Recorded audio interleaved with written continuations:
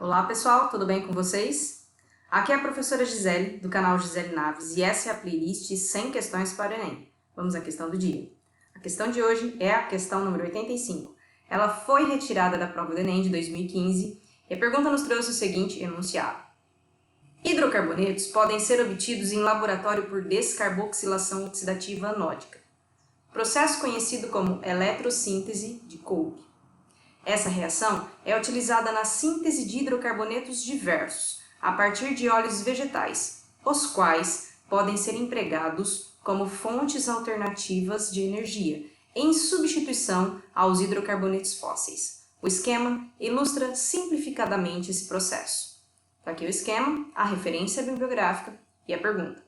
Com base nesse processo, o hidrocarboneto produzido na eletrólise do ácido 3,3 de metilbutanoico é o... Temos algumas opções. Nessa tela, você pode pausar e tentar fazer sozinho. Na próxima tela, nós começamos a resolução e vamos à resolução. Eu destaquei aqui alguns termos que nos ajudam a perceber o assunto envolvido. Destacamos o termo hidrocarbonetos podem ser obtidos. Então, essa questão vai nos contar sobre como obter alguns hidrocarbonetos. Ainda fala que, em laboratório, por descarboxilação. E ainda vem a pergunta, destacada, o hidrocarboneto produzido na eletrólise do ácido 3,3 de metilbutanoico. Apesar do termo eletrólise aparecer aí, essa não é uma questão sobre eletrólise. É uma questão cujo assunto são as reações orgânicas. Essa também não é uma reação muito frequente no ensino médio. Essa é uma reação química que, para você resolver, você vai olhar o modelo, o que eles chamaram de esquema aqui. O esquema da reação está aqui. Nós vamos tentar olhar o esquema e repetir o esquema para resolver essa questão e vamos começar a resolução. Eu limpei um pouquinho da tela aqui agora e nós vamos olhar para esse esquema e vamos ver como é que esse produto foi obtido. Quando percebemos qual é o mecanismo dessa reação, vamos aplicar o mesmo mecanismo para esse ácido que está aqui. Para começar, temos aqui um ácido carboxílico, vou colocar carbono nos seus lugares. Temos então 3 carbonos aqui, vou esquematizar essa mesma cadeia aqui em cima para olhar com mais cuidado. Pronto.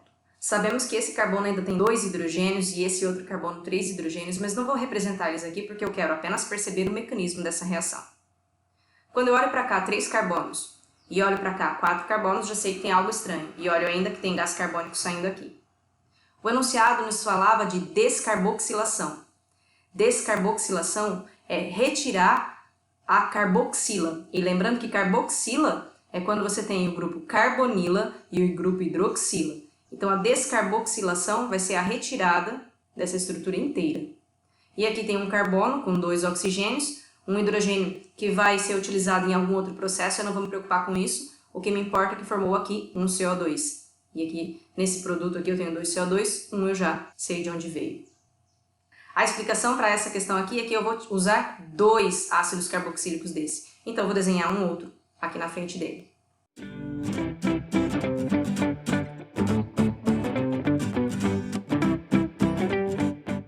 Observe que eu desenhei o mesmo ácido carboxílico e a única diferença é que eu apontei o grupo carboxila um para o outro, porque na hora que eu retirar ele, você vai ver a ligação que vai acontecer. E mais uma vez dessa estrutura, eu vou retirar a carboxila, eu vou descarboxilar, como o enunciado nos pedia. Saiu mais um CO2, todo mundo fica muito preocupado com o hidrogênio, ele vai ser utilizado por uma outra molécula, ele vai ser utilizado em alguma outra reação que eu não vou me importar, porque eu quero repetir o mecanismo que eu tenho aqui. Quando eu descarboxilo esse ácido, gera um gás carbônico, esse ácido gera um outro gás carbônico, fechamos em 2 gás carbônicos. Essa estrutura do lado esquerdo com 2 carbonos, mais essa estrutura do lado direito com 2 carbonos, elas vão se unir. E ao se unirem, esses 2 carbonos se juntam com esses outros 2 carbonos. E eu tenho um produto com 4 carbonos, como eu tenho aqui nessa estrutura que é o produto 4 carbonos. Então, depois de observar tudo isso, a gente nota qual é o mecanismo. A gente desenha um ácido carboxílico, desenha um outro virado para ele, retira a carboxila e cola o que sobrou e forma o nosso hidrocarboneto. Então vamos repetir isso agora com o ácido 3,3 de metilbutanoico. Vamos lembrar como é que monta esse tipo de hidrocarboneto. Para montarmos o hidrocarboneto, primeiro de tudo, colocamos a cadeia principal que é o butanoico. O butanoico são 4 carbonos, então nós começamos colocando 4 carbonos. Se é butanoico, é um ácido carboxílico, então tem dupla O, OH. Enumeramos a cadeia principal, começando pela ponta mais perto do ácido, da função. No carbono número 3, temos um radical metil, e no carbono número 3, temos um outro radical metil. Para ganharmos tempo na resolução, não vou colocar os hidrogênios dos carbonos. Vou deixar só o carbono e depois no final eu coloco os hidrogênios no nosso produto final.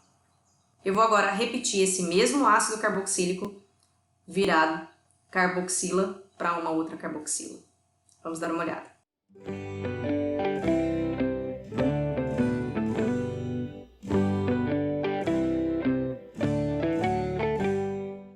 Agora, temos que descarboxilar os 2 ácidos carboxílicos. Gerou as moléculas de gás carbônico e agora vamos juntar o que sobrou.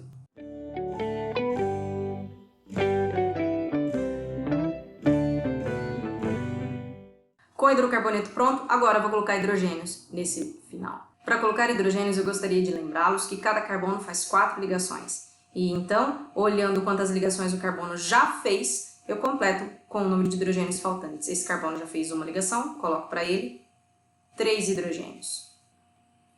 Esse carbono já fez 4 ligações, ele não vai ter nenhum hidrogênio. Esse carbono já fez 2 ligações, ele vai ter 2 hidrogênios. Assim como esse carbono tem 2 ligações, ele vai ter 2 hidrogênios.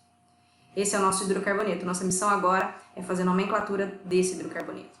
Para você dar nome para hidrocarbonetos ramificados como esse daqui, você tem que seguir uma série de passos. E esses passos nós vamos ver no mapa mental de hoje. O primeiro passo para a gente fazer a nomenclatura de um hidrocarboneto ramificado é escolher a cadeia principal. E a cadeia principal desse hidrocarboneto é essa daqui. A cadeia principal é a maior sequência de uma ponta a outra que pega o maior número de ramificações, no caso dos hidrocarbonetos. Na sequência, nós vamos enumerar os carbonos da cadeia principal. Para enumerar os carbonos da cadeia principal, nós começamos pela extremidade, pela ponta mais ramificada. Neste caso, a cadeia é meio simétrica, então tanto faz a ponta pelo qual eu começo a enumerar os carbonos da cadeia principal. Enumerados os carbonos da cadeia principal, vamos reconhecer as ramificações. Essa é a ramificação metil, esse aqui também é o metil, esse aqui também é metil e, por fim, esse aqui também é metil. Temos metil, então, no carbono 2 e no carbono 5. Na hora de colocarmos o nome do hidrocarboneto, colocamos 2,2,5,5 tetrametil, como está nessa alternativa, 2,2,5 tetrametil. Tetra porque são 4 metil. Dentre as alternativas, a alternativa C é a única que contém esse tipo de ramificação. Fora o tetrametil, ainda a cadeia principal é X, de 6 carbonos. AN, porque todas as ligações estão simples. E O, porque é um hidrocarboneto. Esse é o fim da resolução dessa questão. Vamos ao mapa mental de hoje. No mapa mental de hoje, vamos fazer uma retomada de como damos nome para uma cadeia ramificada. A cadeia, às vezes, ela é muito comprida e você pode ficar um pouco assustado. Então, se você seguir uma série de passos, fica um pouco mais fácil a nomenclatura de cadeias ramificadas. E o seu primeiro passo é escolher a cadeia principal. A escolha da cadeia principal é uma das partes mais importantes para resolver questões de cadeias ramificadas. Para escolher a cadeia principal, você vai de uma extremidade a outra, ou seja, de uma ponta até outra, escolhendo a maior sequência carbônica, que tem o maior número de carbonos, que contém o maior número de átomos de carbono, com a seguinte ordem de prioridade: função, insaturação, ramificação. A gente guarda FIR. O nosso hidrocarboneto não tinha função, era hidrocarboneto. Então, eu não me preocupei com a função. Também não tinha insaturação, que é duplas e triplas. Então, também não me preocupei com isso. Me preocupei apenas com a ramificação.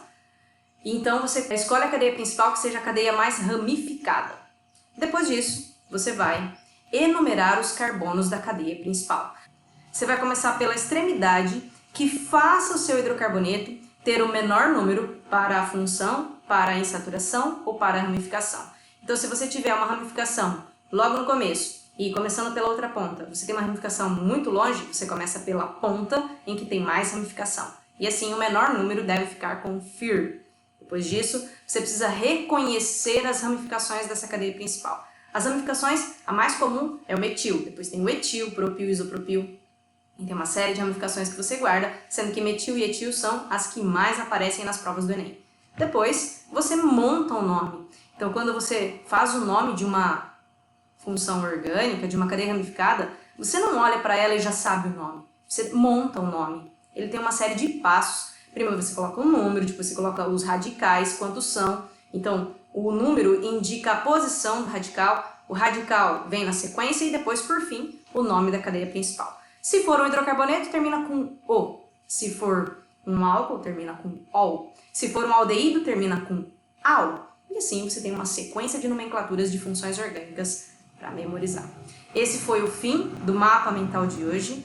Espero que esse mapa mental te ajude a colocar o nome de cadeias ramificadas. Se você quiser ver uma aula com mais detalhes sobre nomenclatura de hidrocarbonetos ramificados, eu fiz essa aula uns 6 anos atrás e coloquei aqui no YouTube. O link do canal vai aparecer aqui em algum lugar para você.